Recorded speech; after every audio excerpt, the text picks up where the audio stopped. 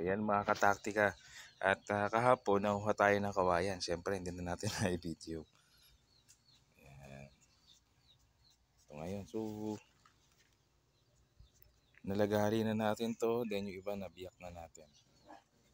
Hanapin na natin.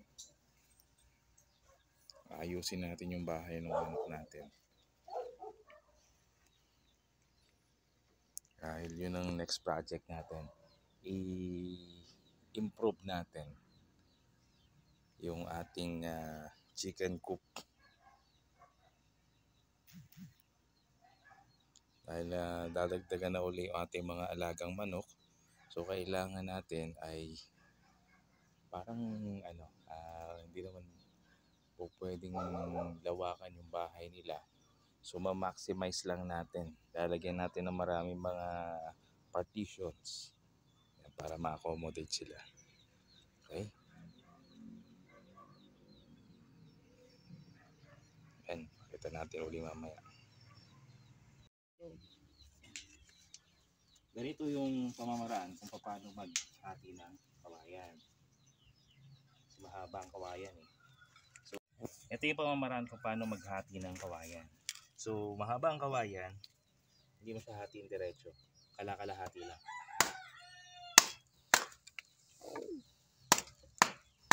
Kung kailangan may panghataw ka.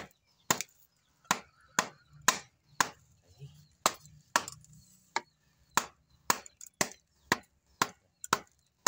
Yan, dahan-dahan lang.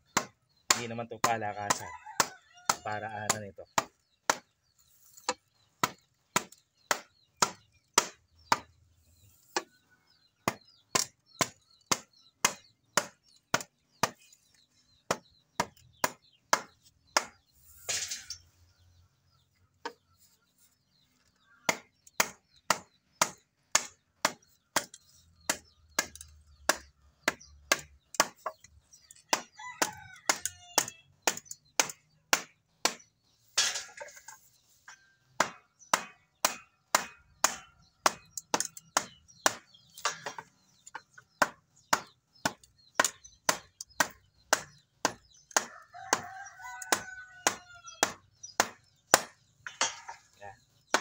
Okay, ulitin natin. Kabilang side naman.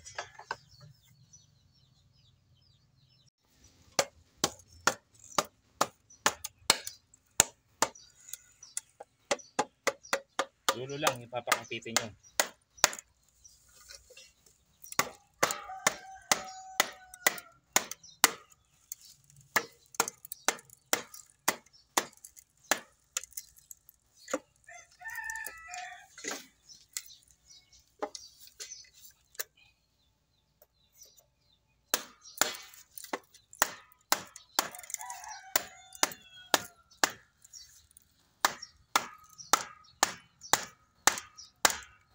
Ingatan ng paa.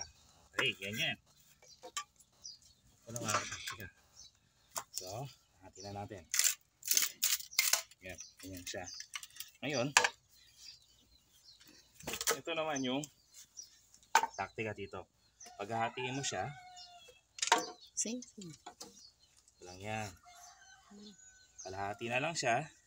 Medyo tapakan mo ng konti, bandang gitna. Yan. Hataw.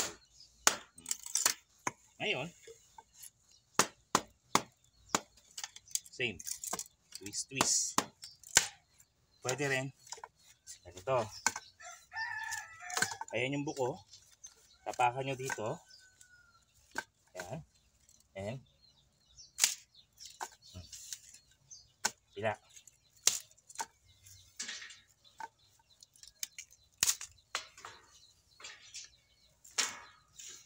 Yan. Yan. Yan. Ganyan maghati ng kawayan. Okay? Yan. Yung buko ng kawayan. Gusto mo siya tatagain sa likod. Sasalungatin mo siya.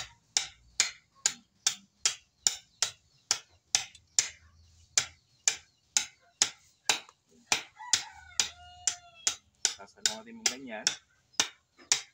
Ayan.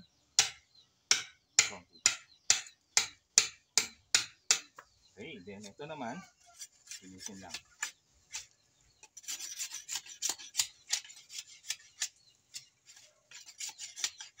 Yung mga gilid-gilid kasi matalas yan.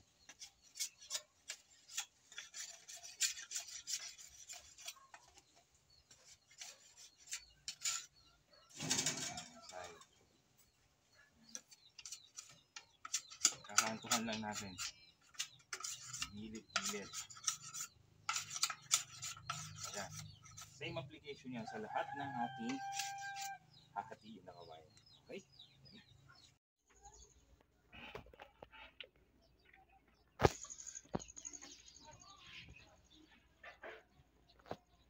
So mga kataktika, ito yung ginagawa natin dito para maging stable siya. So hindi natin ginagamitan ng pako, tie wire lang or alambre ang ginagamit natin. Ayan, ito tingnan nyo dito. Ayan, sa kabila. Ayan. So yan, nakita nyo yung butas. Ayan. Diyan natin i-connect.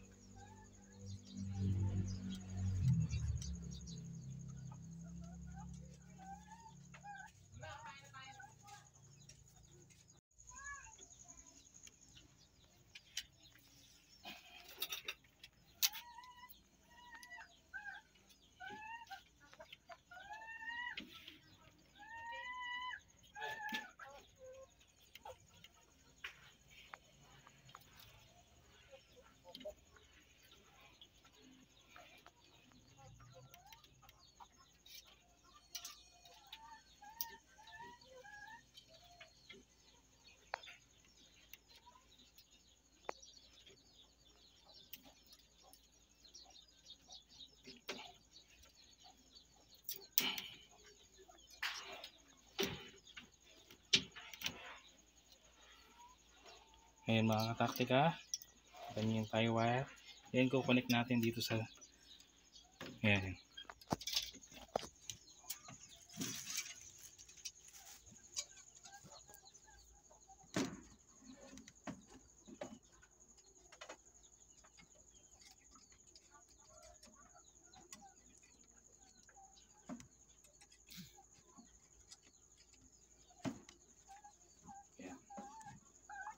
mga kataktika din.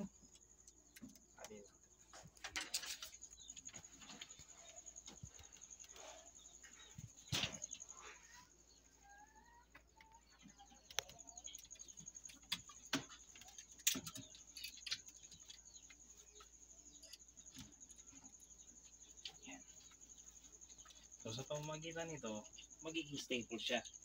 Kasi naka-hook siya dyan. Naka-hole. Yan, nakabutas siya doon sa kawayan. And then, ganoon din dito sa kabila.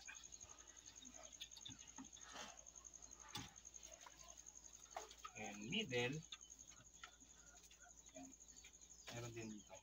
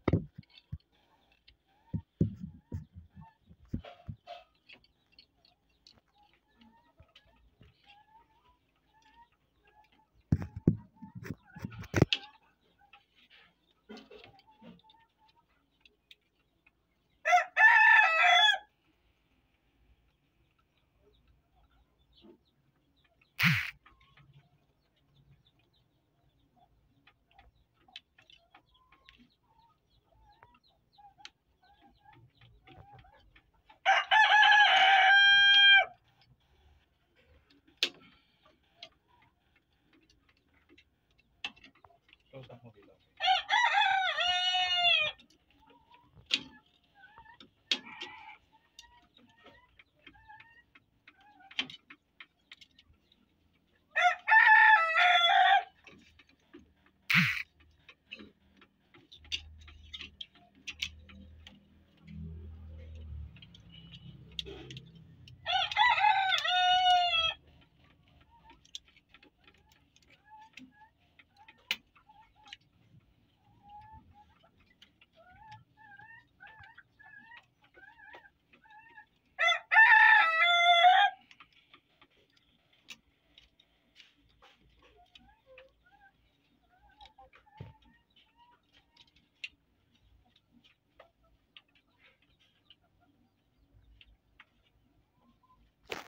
Rose.